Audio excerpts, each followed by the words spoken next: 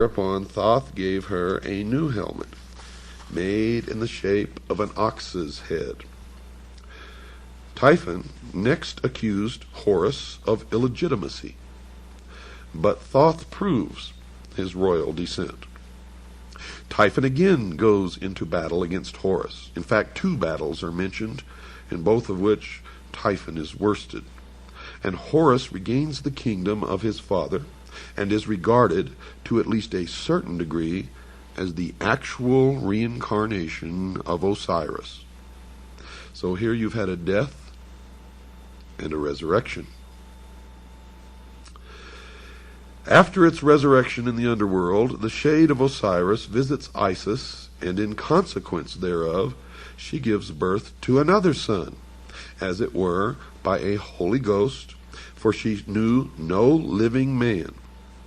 This child is called Harpocrates, and Plutarch says of him that he, quote, came into the world before his time and lame in his lower limbs, unquote. Harpocrates is usually depicted as a nude figure, his head adorned with a single curling lock of hair on the right side, this being, with the Egyptians, a symbol of youth or adolescence. He is sometimes depicted with an elaborate plumed headdress or wearing the double crown of the northern and southern empires. His finger is placed to his lips, which Plutarch interprets as a gesture symbolic of his childish and helpless state.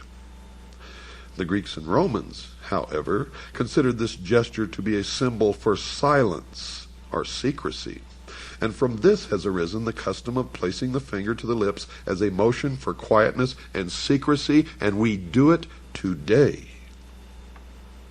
Statues of the god Harpocrates were placed at the entrances to temples and sacred retreats where the dramas of the mysteries were performed, as a sign that silence and secrecy should be observed in the holy places, and that all initiates were bound by vows of discretion. Harpocrates is also sometimes shown standing, and at other times he is depicted seated on the blossom of a lotus, just like Buddha. Although he is usually figured with childish immaturity of body, the imperfection of his lower limbs, as described by Plutarch, is not apparent in any of the Egyptian drawings. It therefore seems that the statements concerning this deformity should be more carefully examined. Samuel Squire, whose translation of Plutarch's Isis and Osiris, made in 1744, is still the most often quoted by Egyptologists. Well, he states definitely, quote, lame in his lower limbs. G.R.S. Mead translated the same essay much later and gives a slightly different rendering of Plutarch's words. Mr. Mead says, quote, weak in his limbs from below upwards, unquote. This difference in wording, though slight, may have an unexpected significance. You see, there's some general information contained in Synesius's treatise on Providence that should be included in this Osirian epic. Synesius is of the opinion that Osiris should be regarded as an historical king, whose father, transcending in wisdom, instructed his benevolent son in all the secrets of the divine science of government. Synesius is moved to this conclusion by a desire to keep all speculation within the sphere of the reasonable. The Platonist bishop seems to have derived much of his account from origins foreign to Plutarch's treatise, or possibly he interpreted differently the restrictions imposed by his vows.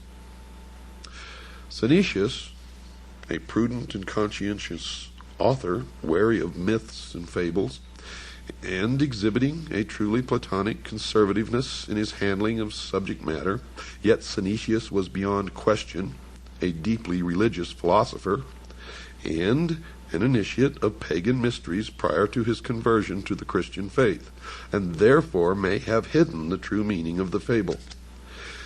Thomas Taylor is of the mind that the treatise on Providence was written while Synesius was still a votary of pagan mysteries.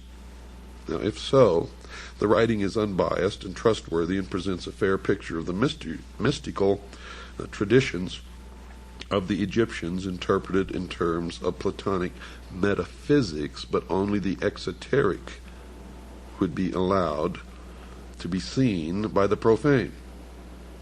Synesius inserts into his narrative a considerable description of the various character of Osiris, which he sharply contrasts with the vice-ridden nature of Typhon. He also explains in detail the process of election by which Osiris came to the throne of Egypt. The electional ceremony, as described by Synesius, is evidently itself a fragment from some secret ritual relating to the installation of a hierophant of the mysteries. Next, Osiris receives from his father an elaborate dissertation in the Platonic temper concerning the relative power of good and evil, in which he is fully warned against the machinations of Typhon. Possibly the most important sentence in Synesius's treatise occurs during this dissertation. The father of Osiris is made to say to his son, quote, "You also have been initiated in those mysteries in which there are two pair of eyes, and it is requisite that the pair which are beneath should be closed, when the pair that are above them perceive, and when the pair above are closed, those which are beneath should be opened," unquote. Now, these words unquestionably have an arcane meaning and are incorporated into the narrative that the true significance of the whole Osirian cycle might not be entirely obscured.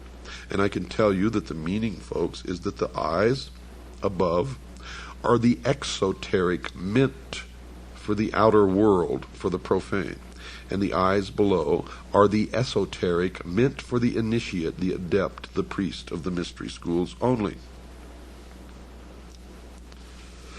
Synesius does not describe the death of Osiris, but merely reports his vanishment and final restoration to the throne. In the latter part of the story, there was also introduced a certain philosopher who was a stranger in Egypt.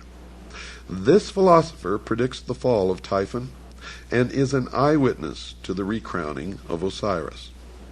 Synesius says of this philosopher, quote, "He likewise then learned some particulars about Osiris which would shortly happen, and others which would take place at some greater distance of time, viz., when the boy Horus would choose as his associate in battle a wolf instead of a lion.